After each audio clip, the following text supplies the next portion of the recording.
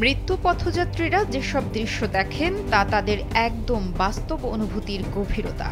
জীবন সায়ান্নে থাকা মানুষ সাধারণত তাদের মৃত্যুর কয়েক সপ্তাহ আগে থেকে এমন অভিজ্ঞতার মধ্য দিয়ে যাওয়া শুরু করেন এবং মৃত্যুর সময় যত ঘনিয়ে আসে ততই এর তীব্রতা বাড়তে থাকে।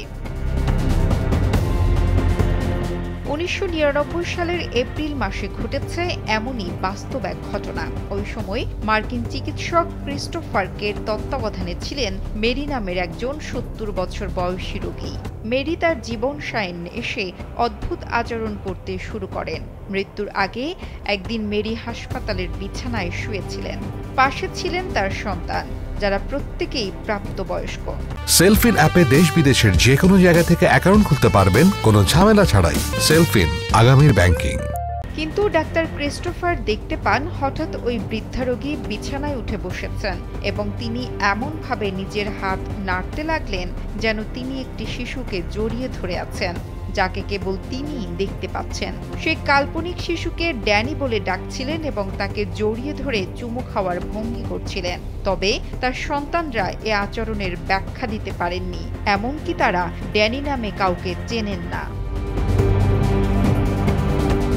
পরে মেরির বোন জানান, মেরি তার অন্যান্য সন্তানদের জন্ম দেওয়ার আগে ড্যানি নামের একটি মৃত ছেলে সন্তানের জন্ম দিয়েছিলেন। সেই বেদনা এতটাই তীব্র ছিল যে মেরি তার হারানো সন্তানের কথা আর কখনোই কাউকে বলেননি।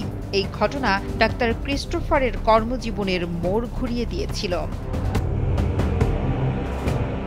তিনি মূলত ছিলেন কার্ডিওলজিস্ট বা হৃদরোগ বিশেষজ্ঞ এবং নিউরোবায়োলজিতে পিএইচডিও করছিলেন। মেরির এমন আচরণ তার কাছে এতটাই বিস্ময়কর মনে হয়েছে যে তিনি তার প্রচলিত চিকিৎসাবিদ্যা থেকে সরে এসে মৃত্যু পথযাত্রী মানুষ কেমন অভিজ্ঞতার মধ্য দিয়ে যান সে বিষয়ে গবেষণার সিদ্ধান্ত নেন। ২৫ বছর পরে এসে ডাক্তার ক্রিস্টোফার মৃত্যু পথযাত্রী মানুষদের স্বপ্ন এবং তারা শেষ সময় কি দেখেন সে সংক্রান্ত গবেষণায় বিশ্বের শীর্ষস্থানীয় বিশেষজ্ঞদের একজন হয়ে ওঠেন।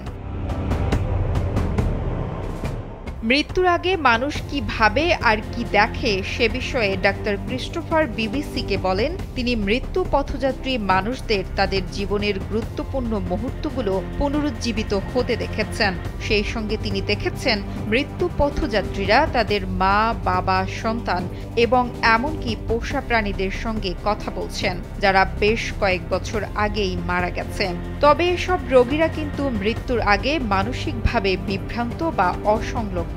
ক্রিস্টোফার জোর দিয়ে বলেছেন, তিনি যেসব রোগীদের উপর গবেষণা করেছেন তাদের শারীরিক স্বাস্থ্য ক্ষয় হতে থাকলেও তারা মানসিক এবং আধ্যাত্মিকভাবে বেশ শক্ত ছিলেন।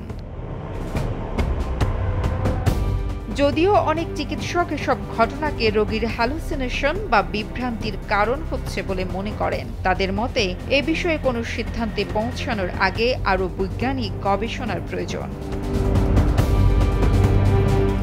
ডাক্তার ক্রিস্টোফার কের এর বই death is but a dream, finding hope and meaning at life's end ২০২০ সালে প্রকাশিত হয়েছিল এবং বইটি ১০টি ভাষায় অনূদিত হয়।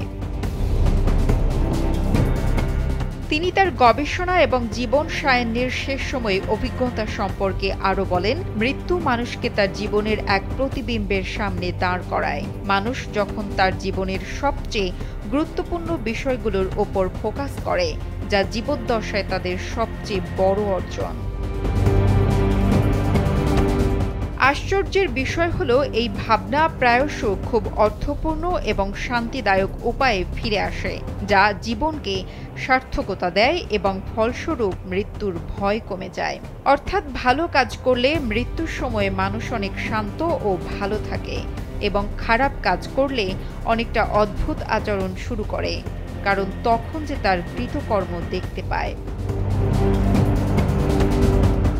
নুসরাত জাহান কলি, কালবেলা ডেস্ক।